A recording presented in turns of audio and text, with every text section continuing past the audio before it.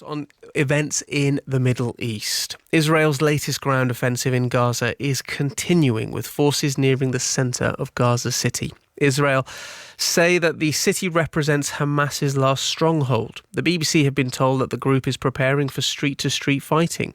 So is the end of the war nearing, or is this just the latest moment in the protracted conflict, which is nearing its 2-year anniversary? Gina Abercrombie-Winstanley is a former US ambassador and distinguished fellow of the Atlantic Council's Middle East programme. Thank you very much for your time, Gina. Now Absolutely. we know that one of Israel's aims has been to destroy Hamas. Are they genuinely close to doing this?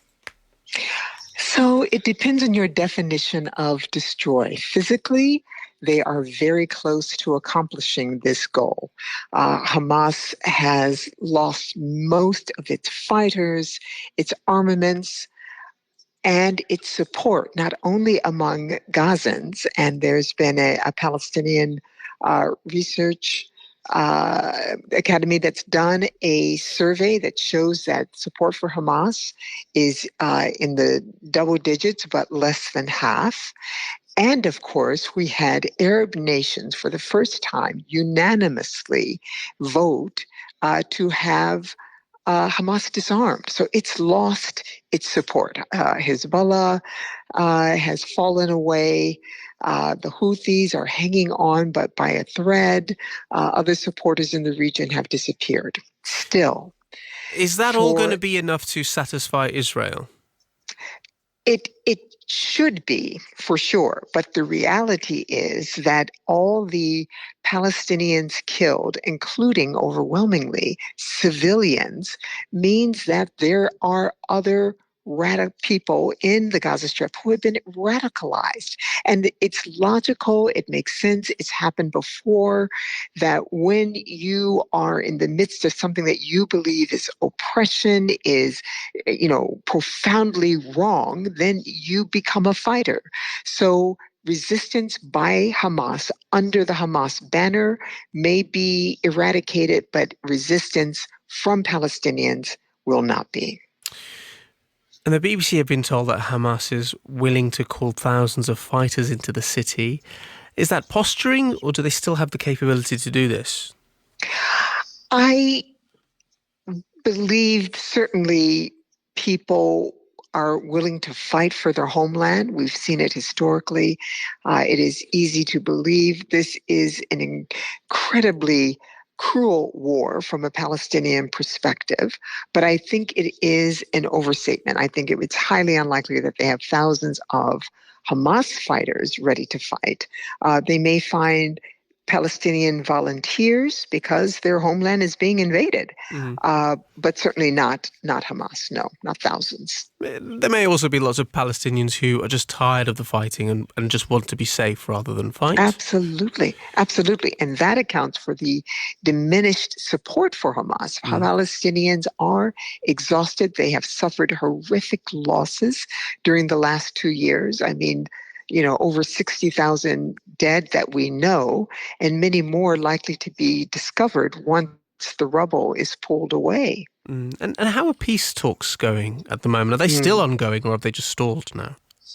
Right now, they're stalled. The Israelis sent a very firm signal that they are not interested in peace talks by bombing the negotiating team and bombing the headquarters in a neutral state, the host of the negotiating teams. That was a very strong message of disinterest. So then we have the hostages, which everyone continues to speak about, but the reality is that the attack in Gaza City, Hamas has said they will not get their hostages back. Any number of organizations would make the decision to, if they're going to die, to take the hostages with them.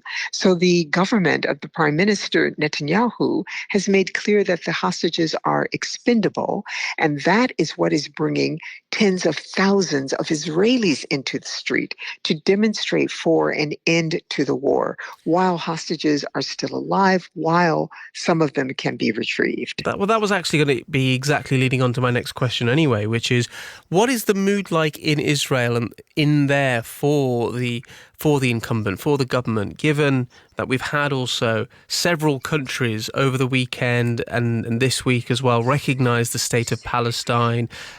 How has the mood around Netanyahu and the Israeli government changed?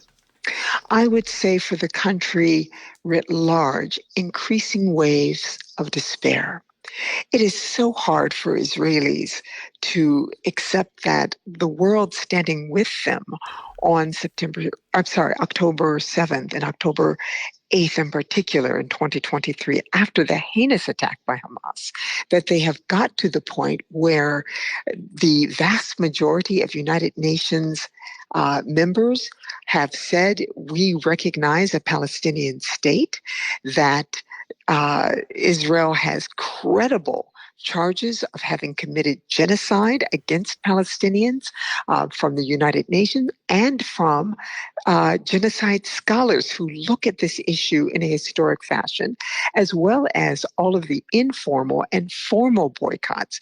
The prime minister spoke about Israel having to be a super Sparta, but that is not what Israeli citizens want.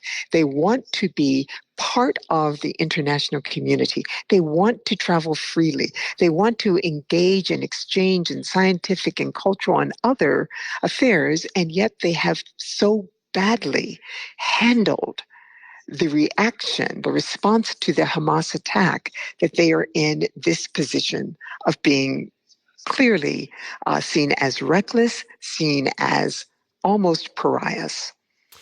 Yes, Gina, thank you very much for your time.